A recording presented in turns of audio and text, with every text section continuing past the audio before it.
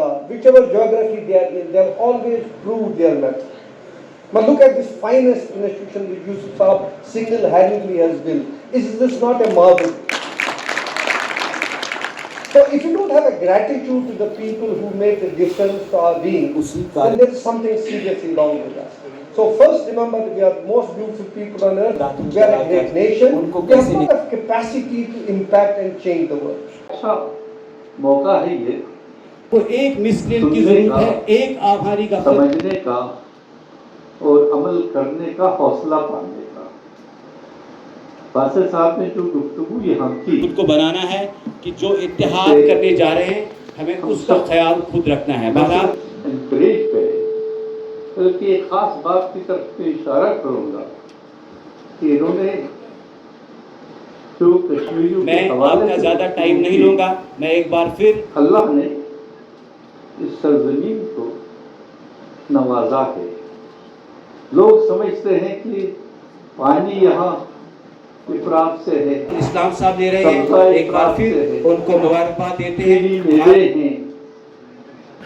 और भी कितनी चीजें, लेकिन हकीकत यह है कि सबसे ज्यादा सबसे कहीं बेहतर जो चीज है जिससे हमें नवाजा गया है फितरत की तरफ से, वो कश्मीरी का जहन। लेकिन इस कश्मीरी जहन के साथ विजय जी मेरी बात के बारे में कुछ बताने के बाद It's a prophetic thing, because at the end of the day, school में मैं 2-3 बार एमटीए के बहाने से आया हूँ और बाद लोगों से मुलाकातें रही हैं। कैसे से जाने जाते हैं, मेरे सीनियर एलिवेशन सामने बैठे हैं, इनका नाम मैं कैसे न लूं। और बरखुरदार गुलाम रसूल खान अपनी ज़री ख्यालात से हमें महसूस करें, कोई इनायत गुल के नाम से जानते हैं, जो मुझे घर से उठा के यहाँ ले आए। इन दो का जिक्र मैं शुरू करूँगा। मुझे याद है कि जिस ज़माने में हम पढ़ते थे, एक तो ये सिलेबस ही नहीं था, ये तस्वुर ही नहीं था, एजुकेशन का तस्वुर था आम तौर पे कि मैट्रिक तक आदमी पढ़े। आज वो तस्वुर बदल गया, और वो तस्वुर किसने बदला है? विशन जैसे लोग, मेरे और दोस्त भी यहाँ हैं, उन जैसे लोग। वरना अब भी बाज़ स्कूलों में जाकर के हम जो देखते हैं तो वही नजर आता है कि वही लोग जिसको हम कहते हैं कि रेपिटेशन है। सबसे पहले तो मैं यूसुफ साहब को मालूम करता हूँ। यूसुफ साहब is our star. He is our pride. He has built up an institution जो हमारे लिए फख्र की बात है। एक दफा साहब ने मुझे कहा, क्या स्कूल बना रहे हो, क्या कॉन्वेंट जैसा स्कूल है, क्या हेडो जैसा स्कूल है। फिर जब यूसुफ साहब अपना स्कूल बना रहे थे तो मैंने उनको कहा, आपने कभी यूसुफ साहब का स्कूल देखा है? कहता क्या है? मगर इनकी सोसाइटी का बहस जो है हमारे जो नेगेटिव रहा है और ज़्यादा बहस पॉजिटिव रहा है। मिशन स्कूल के लिए ज़्यादा बहस रहा है जो मिशन स्कूल के लिए। Forms.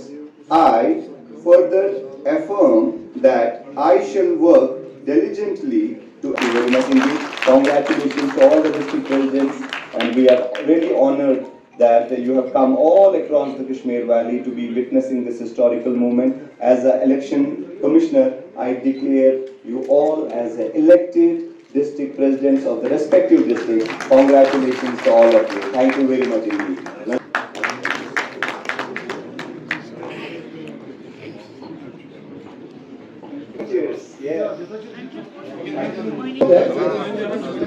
As Secretary from District Anantnag, also part of this wonderful ceremony. Please step back if you're done taking pictures. Let others also take pictures, please. It's a request. Take a picture, be a part of the history. Next decade is going to be of private. Private schools association की जो voting हो रही थी उसमें Previously,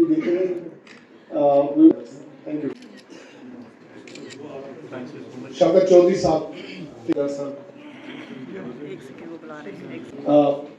साहब आप उधर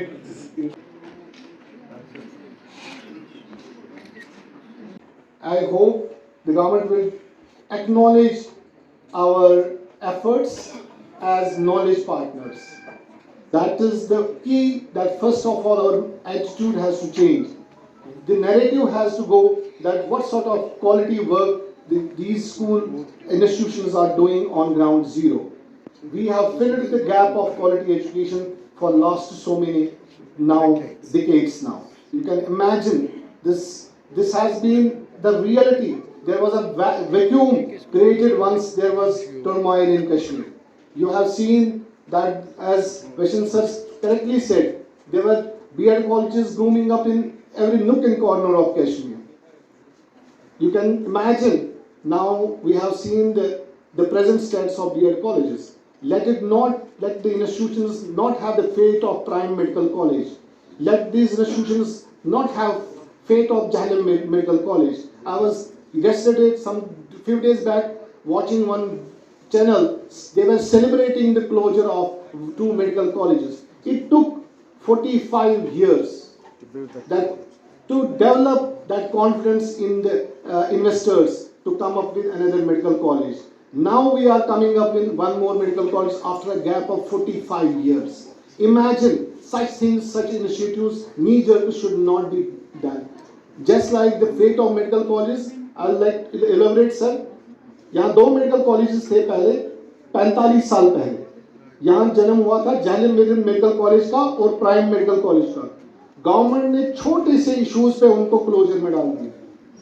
आज 45 साल लगे, अभी भी हमारे पास मेडिकल कॉलेजेस नहीं है sir. We are every year pumping 1200 crore outside.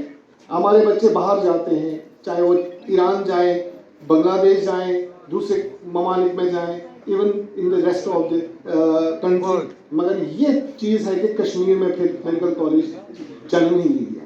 अब अभी रिसेंटली मैंने सुना है कि now and that too with the help of government, उनको गवर्नमेंट ने लैंड दी है, मेडिसिटी बनाई है, तब जाके वो पॉसिबल हुआ है। So we need to understand, make it clear to the जो वो जो शाम को चैनल्स पे होते हैं कि that don't ruin the things, you have the things previous experience से, ये celebration का part नहीं है।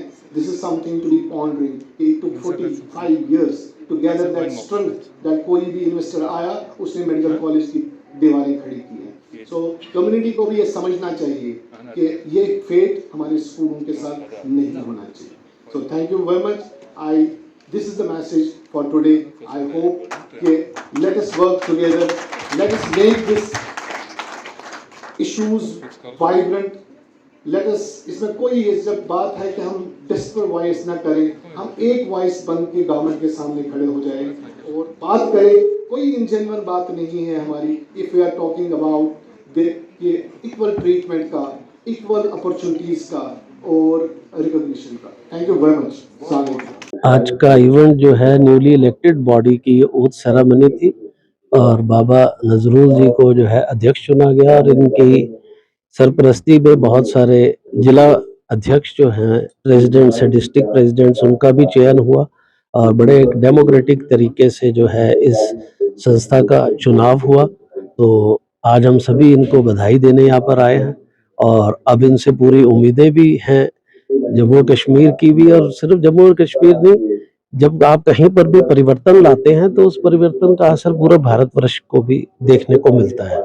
तो जिस तरह की बॉडी बनी है और यूसुफ हनी जी के इस विद्यालय में जो है वो सेरेमनी हुई है, तो मैं दूसरी बार इस विद्यालय में या तीसरी बार शायद आ रहा हूँ। तो मुझे पूरी उम्मीद है कि बाबा साहब आप बहुत अच्छा जो है कार्य जिस सेक्टर के लिए करेंगे और जितनी भी इसमें और कुरीतियां हैं, और जो सिर्फ स्कूल के लिए नहीं, बच्चों के लिए, शिक्षकों के लिए और शिक्षा तीनों के लिए ऐसा एक इकोसिस्टम और माहौल बनाने का काम जो है एसोसिएशन, मेरा विश्वास है, करेगी कि जिसका परिणाम बच्चों को भी मिलेगा, अच्छा पेरेंट्स को भी मिलेगा, शिक्षक को भी मिलेगा और पूरी शिक्षा के वातावरण को मिलेगा। ऐसी मेरी उम्मीद है इनसे। क्या लगता है भी जब नई बॉडी बनती है, लोगों को जिम्मेदारी मिलती है, ये छोटा काम नहीं होता। उस दिन तो बहुत खुशी का माहौल होता है और आगे भी ये खुशी बरकरार रहती है जब हम अचीवमेंट्स लेते रहते हैं कि नई नई अचीवमेंट्स, और बाबा साहब मुझे लगता है कि अचीवमेंट्स लेके आएंगे और जो मैंने कहा असर इसका बच्चों पे, पेरेंट्स पे, सभी पे एक जो है अच्छा वातावरण क्रिएट करने का काम करेंगे और शिक्षा को ऊपर से ऊपर जो है ले जाने का काम करेंगे, तो इसका बहुत बड़ा असर देखने को मिलेगा। After long spell of elections आज हम एग्जीक्यूटिव बॉडी मीटिंग हमारी मॉर्निंग में मुनक्कद हुई।